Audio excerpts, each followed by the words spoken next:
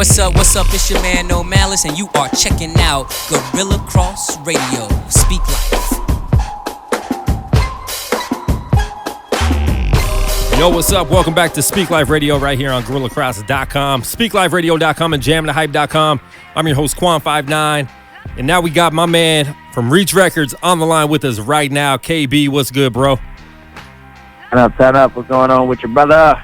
Chilling, dude. Really excited to have you on the show. You know, we've been hearing a lot about KB on Reach Records for the last couple years, and just really excited, man. You're kind of the younger guy on the label, but I think you've made a lot of noise pretty quick.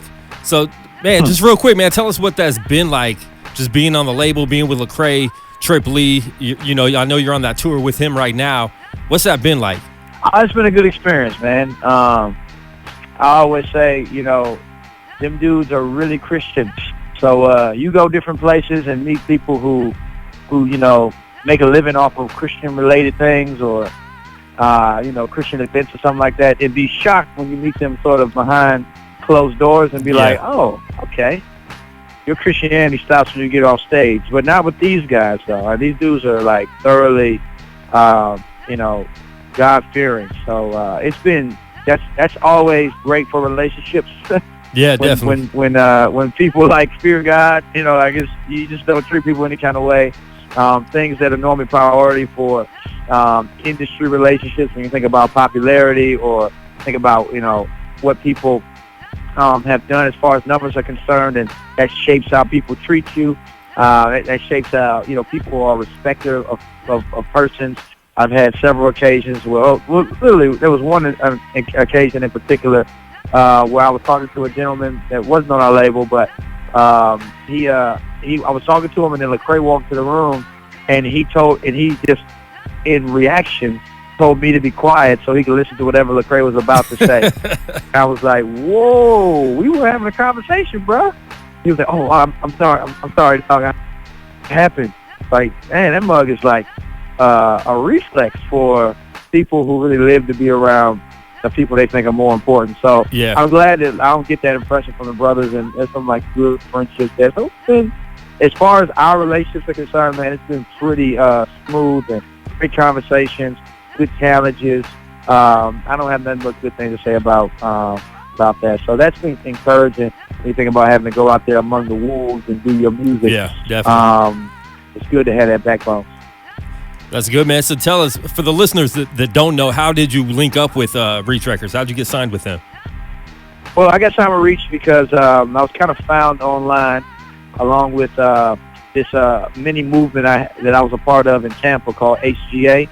And we were making noise, and people were recording it and putting it online, and Reach, some guys at Reach, including Lecrae, saw it, became interested, got the opportunity to perform at this event that Lecrae was actually performing at. I went right before him, and the Lord gave us a special performance that night, and it was powerful. It was moving. We had like 50 dudes on stage. It was like Kanye's performance at the Brit Awards. Yeah. When he performed all day. If you've seen that, that's kind of what it was like that. So we were all wearing T-shirts instead of hoodies, and it was just impactful, and some would even say it was hard for Lecrae to follow me after that happened. Yeah. So from that, it formed into a relationship, and then that relationship turned into a record deal. That's dope, man. What year was that? That was 2010. I think it was 2010, if I'm not mistaken. No, not 2010.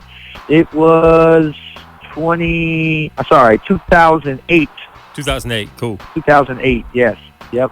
Flavor Fest 2008. Me and the whole HGA clique, so it was dope.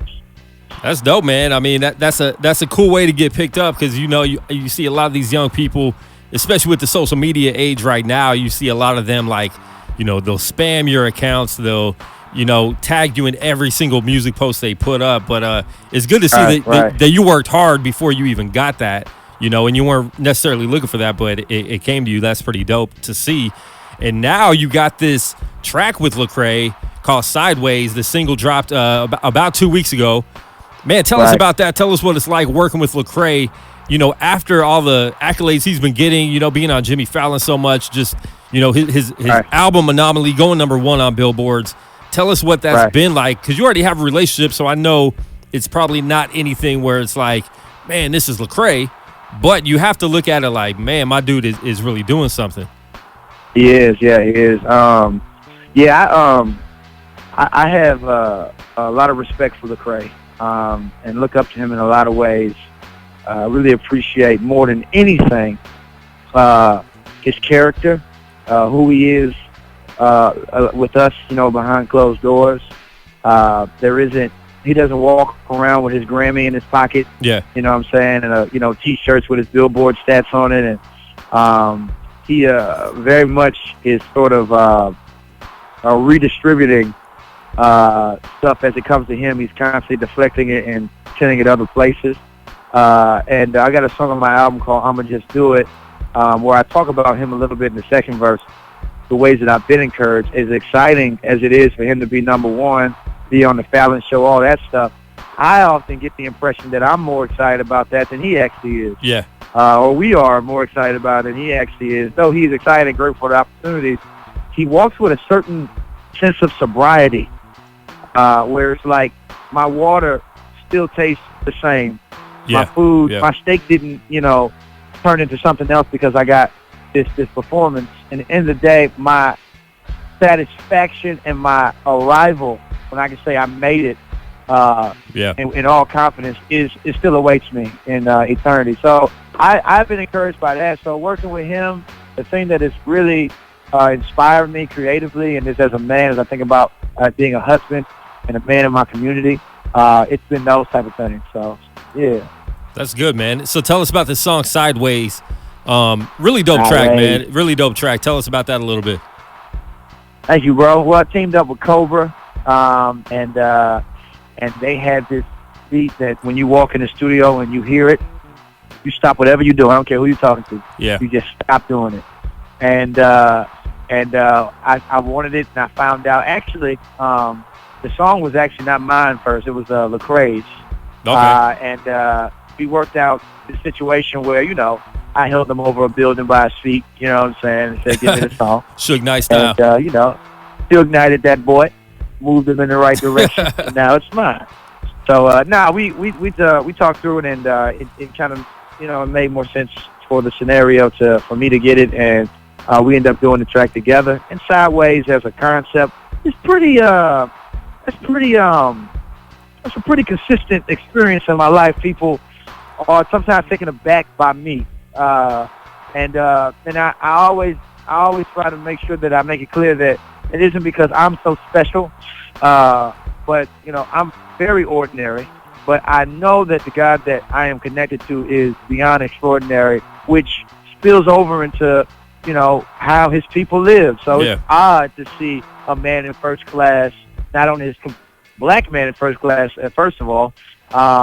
I can count on one hand the 4 years that I've been traveling where I've seen black people in first class, but black man in first class, and I'm reading a Bible in my hip-hop garb.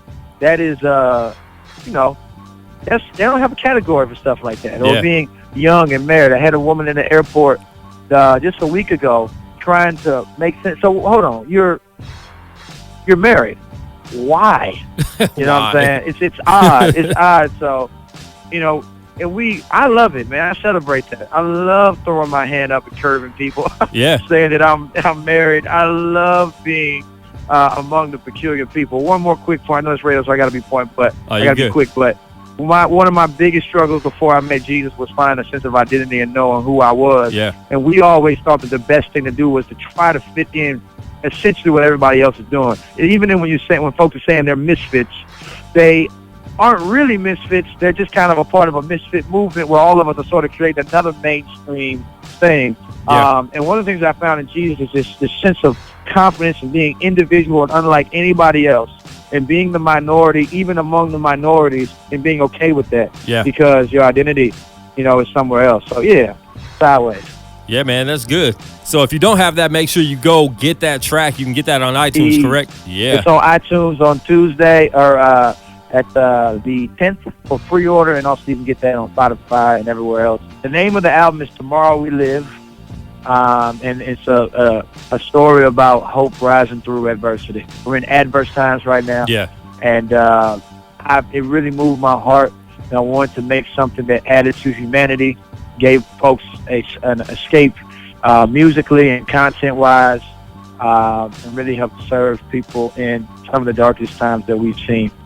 So that's what Tomorrow We Live is about, Story of Hope.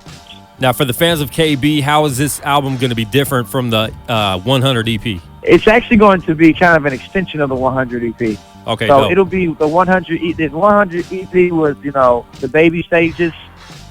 This album is a full-grown adult, representation of KB. Yeah. So it's a very much mature, fully formed, and musically arrived, I think, if I may be so bold. Yeah. Musically, no, I think it's arrived. That's good.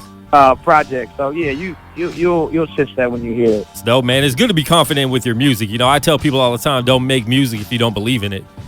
So it's good to have that confidence. That's right. That's right on. Well, I appreciate the call, and we'll definitely get you on when the album drops so we can talk about that a little more in depth. So, dude, good luck on the tour. Good luck on all your endeavors with Reach Records and anything else that you're trying to do personally, man. We're here hoping and praying that all your dreams and hopes and wishes and prayers come true. I really appreciate that, bro. This is KB, Reach Records, right here on Guerilla Cross Speak Life Radio. We'll be right back. We're going to get into that track Sideways right now from KB featuring Lecrae right here, Guerilla Cross Speak Life Radio.